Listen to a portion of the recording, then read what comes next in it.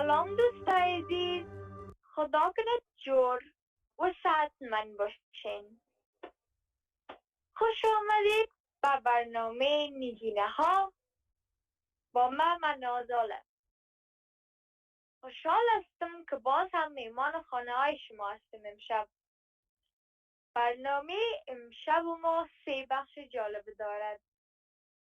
در بخش اول ما راجع به دیگه میزنیم که ما چرا باید از اجتماعی باشیم. در بخش دوم ما براتون یک اختراع جالب میگم و در بخش سوم ما یک قصه جالب براتون قصه میکنم.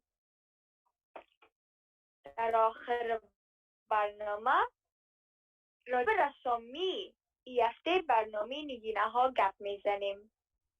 برنامه خداوند یکتا. ما چرا باید اجتماعی باشیم؟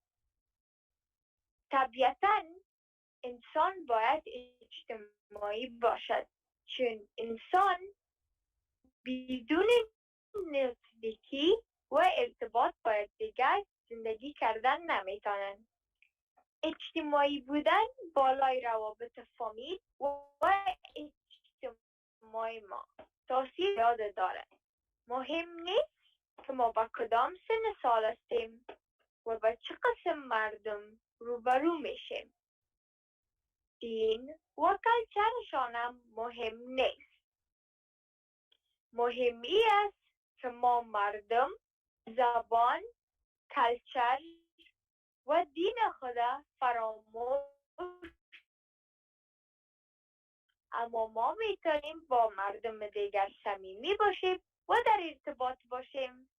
ما نه تنها در محیط خانه یعنی فامیل و خویشاوندان، بلکه در مکتب و دوستان مکتب و در محیط کار هم باید از اجتماعی باشیم. اگر ما اجتماعی باشیم با دوستان مکتب خود، مخصوصا در مکتب، آنها ما را زیاد دوست می داشته باشند و ما میتونیم یک جا راجع به درس های مکتب با هم کار کنیم و مشوره بدیم به یکدیگر و نظر بدیم به یکدیگر. در مجموع اجتماعی بودن باعث محبوبیت ما در فامیل و اجتماع میشه.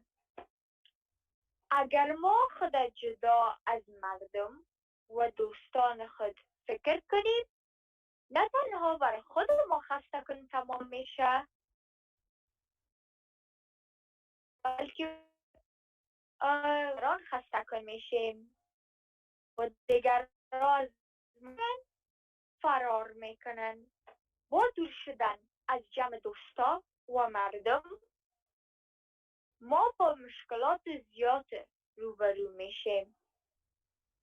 ما باید از همیشه کوشش کنیم که با دوستان خود در ارتباط باشیم، تجربه خود با دیگران شریک بسازیم و از تجربه دیگران یاد بگیریم. فراموش نکنیم که تنها بودن فقط برای خداوند بزرگ است، چرا که خداوند به هیچ کس و هیچ چیز ضرورت ندارد. Why should we be social? Naturally, human beings must be social because human beings cannot live without the closeness and connection of one another. Being social has a profound effect on our family and social relationships. Our age is not important, and the people we face are not important as well. For example, their religion and culture. What is important is that we don't forget our culture, language, religion, and people. But we can stay in contact with other people and be friendly with other people. We should not only be social with our family and relatives. We should also be social with our schoolmates and in the work environment. By being social with our schoolmates and friends, especially in school, they will really like us. And we can work together on schoolwork and homework. We could also give each other our own thoughts and share our opinions.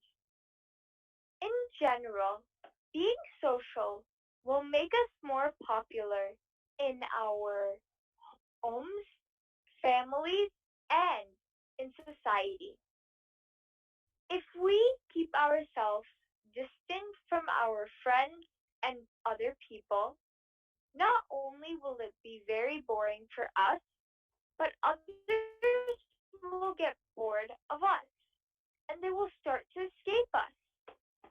Being distant from friends and people will lead to us developing many um, mental illnesses and facing difficult challenges. We should always try to stay in contact with others, share our experiences, and learn from others' experiences as well. Remember that being alone is only for Allah subhanahu wa ta'ala, because Allah subhanahu wa ta'ala needs no one and nothing. و بخش دوم ما رسیدیم و در این بخش ما براتون یک اختراع جالب میگم. این اختراع یک چیز هست که من مطمئن هستم زیاد خوش دارین که بخورین و این یک نوع کلچه. میفهمین که چی است؟ اگر در فکرتان چاکلت چیپ کوکی گشت، این فکرتان درست است. چاکلت چیپ کوکی در قرن 19 اختراع شد و کی کلچه را اختراع کرده بود؟ یک نانوا به نام روت ویکفیلد. روت ویکفیلد یک نانوایی داشت و در این نانوایی خود هر نوع کیک، کلچه و نان پخته میکرد. یک روز میخواست بر پدر خود کلچه کاکائویی پخته کند، اما متاسفانه پودر کاکائویشان خلاص شده بود. دید که چاکلت چپ بود در انواریشان و فکر کرد که اگه این چاکلت چپا را در خمیر خود گرد کنه و این خمیر در داش بانه، چاکلت چپا او میشه و این کلچهش کلچه کاکائویی میشه. اما وقتی که خمیر در داش ماند، دید که وقتی کلچهش پخته شده بود، چاکلت چپا هنوزم شکل خود داشتن و کلچه کاکائویی نشده بود. آخر روت ویکفیلد این کلچه را در نانوایی خود فروخت و تمام مردم از این کلچه خوششان آمد. ما از این قصه یاد میگیریم که غلطی کردن همیشه کار بدی نیست و ما از غلطی های خود زیاد چیزهای خوب میتونیم یاد بگیریم. I would now like to share with you an interesting invention story. This is the invention story of something I am sure you love to eat. It is a type of cookie. Do you know what it is? If your guess was chocolate chip cookie, then your guess is correct. Chocolate chip cookies were invented in the 19th century by Ruth Wakefield. Ruth Wakefield was a baker who owned a bakery, and in her bakery, she would bake all types of bread, cakes, cookies. One day, she wanted to bake chocolate cookies for her dad, but she saw that she had no more cacao powder left. She saw that she had a bag of chocolate chips in her cupboard and decided to mix the chocolate chips into her dough. Ruth Wakefield thought that if she put the dough into the oven, the chocolate chips would melt and the cookies would turn into chocolate cookies. But when she baked cookies, chocolate still held their form and they did not turn to chocolate cookies. Ruth ended up selling these cookies in her bakery, and people loved these cookies. We learned from this story mistakes isn't always a bad thing, and that we can learn many great things from our mistakes. به بخش آخر ما رسیدیم و در این بخش ما براتون یک قصه جالب میگم. این قصه دوست است. در وقتهای گذشته شهرها از هم بسیار دور بودند، امکانات زیاد نبود و موتر طیاره وجود نداشت. روزها و ماها را در بر می‌گرفت تا مسافر از یک شهر به شهر دیگر بره. مسافر مشکلات زیاد را قبول میکرد، مثل گرسنگی، ترسنگی و گم شدن. مشکلات دزد هم وجود داشت. دزد پولها و مالهای مسافر را دزدی میکرد و آنها را زیاد اذیت میکرد. یگان مسافر این میکشت. 3 دزد بود که با هم رفیق بودند. این 3 دوست با هم همیشه پولا و مالهای مسافرها را دزدی میکردند و مسافرها را زیاد اذیت میکردند. با هم در یک خرابه زندگی کردند. یک بین خرابگک خود شیشته بودند. پلان میکردند که چه قصه را دزدیم. دفعتاً یکی از دیوالای خرابهشان را افتید و در زیر دی دیوال یک صندوقچه پر از سکه‌های طلا وجود داشت. یکی از دوستا گفت بشر با هر نوع غذا و نوشیدنی خوشمزه بخریم. بعد ما میتونیم که سکه‌های طلا را در بین خود تقسیم کنیم. 2 دوست دیگه‌اش با او موافق بودن و هم نظر بودن و این دوستشان رفت به شهر تا که غذا و نوشیدنی ها را بخرد. در این وقت این دوست در این فکر بود که چه قسم تمام طلا از آن از او شود و مجبور به تقسیم شدن نشه. تصمیم گرفت که از یکی از دکانها زر و مواد مضر بخره و در غذا و نوشیدنی ها گت کنه تا وقتی که دوستایش از این غذا و نوشیدنی ها استفاده کردن آنها بمرن و تمام طلا از آن از او شود. رفت به شهر، غذا و نوشیدنی ها را خرید و زر درش گت کرد. در این وقتی که در شهر بود این دوست دیگه‌اش در این فکر بودن که چه قسم این طلا را در بین خود 2 تقسیم کنن و 3 تقسیم نه. زیاد فکر کردن و آخر تصمیم گرفتن که با هم سر از اینمی دوست خود حمله میکنن و او را میکشن. وقتی که دوستشان برگشت این 2 دوست دیگه با هم یک جا شدن و سر از این دوست خود حمله کردن و او را کشتن. زود کشیدن و از این غذا و نوشیدنی ها خوردن. بعد از چند دقیقه هر دویشان زیاد مریض شدن. یکی تمام جانش سیاه شد و دیگه‌اش دلش درد گرفت. بعد هر 3 دوست آخر مرد و سکه‌های طلا از آن هیچ کس نشد. مسافرها از زیر دزدان نجات یافتند. ما از این قصه چی نتیجه میگیریم؟ 3 نتیجه میگیریم. 1. ما نباید از به گپ‌های شیطان گوش کنیم. 2. ارث زیاد باعث بربادی زندگی ما میشه. و 3. ارث زیاد هم چشم ما را کور میسازه و هم مغز ما را.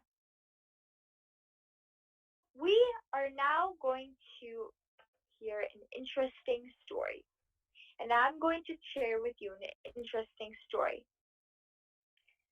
about three thieves. A long time ago, cities were far apart from each other. There weren't many possibilities, and cars and airplanes did not exist. It would take days and months for travelers to go from one city to the other. Travelers would accept many challenges, like getting hungry, thirsty, and getting lost.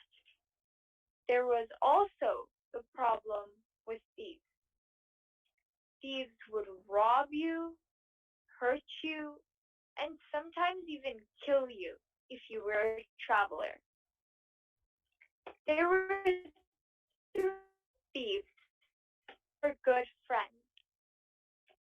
They would always murder and rob the travelers. These three thieves lived together in a wrecked home. One day, they were planning on how to steal from the travelers when suddenly one of the walls of their home collapsed, and under this wall was a big chest full of gold. One of the friends said, "Let one of us go to the city, get many foods and drinks so that we can have a feast, and then we will divide this gold in between us." The other two friends agreed, and that friend was off to the city. While on the way, this friend was thinking about how all the gold can become his, and he would not have to share the gold with the others. He decided to go and get poison and mix it into the food and drinks. And that's what he did. During this time, the two other friends were thinking of how they can divide the gold into two and not three. They decided to get together and when their friend returned, kill him. Their friend returned, and these two other friends got together and killed him. They quickly sat down and ate the food and drink. After a couple of minutes, they both got really sick. One became completely black, while the other got a really bad stomach ache. In the end, all three thieves died. No one got the gold, and the travelers were free from the thieves. We get three outcomes from this story. 1. We should never listen to Iblis. 2. Too much greed will ruin our life. And 3. Being too greedy can lead to the blindness of our eyes and brain. حالا براتون دوستای عزیز رسامی هفته برنامه نگینه ها را نشان میدم و یک ذره راجع به زیر رسامی گپ میزنیم. من این رسامی را رسم کردم. این یک طاووس است و یک طاووس بسیار مقبول است. هر قسم رنگ استفاده کردیم: آبی، نارنجی، سرخ، زرد، سبز و یک ذره زری هم استفاده کردیم. اگر این رسامی خوش آمد پس لایک کنین. در صفحه فیسبوک نگینه ها نشر میشه و فراموش نکنین که با ما رسامی هایتان شریک بسازین برای مسابقه رسامی نگینه ها تا 15 اگست شما وارین. I would now like to show you the Niginaha drawing for this week, and we'll talk a little bit about it. This is a peacock, and I used all types of beautiful colors and different shades of colors for this peacock. I have shades of blue, I have purple, I have orange, yellow, green, red, and it's really pretty. I also used some glitter on top. If you like this drawing, then please like it. It will be on the Niginaha Facebook page. And please don't forget to share your Niginaha drawings with us because we have our drawing competition. You have time till the 15th of August to share your drawings with us. با ختم برنامه رسیدیم دوستای عزیز. بسیار تشکر از توجهتان. لطفاً برنامه نگینه ها را هر پنجشنبه شب ساعت 9 بجه از طریق تلویزیون جهانی امید 24 فراموش نکنید.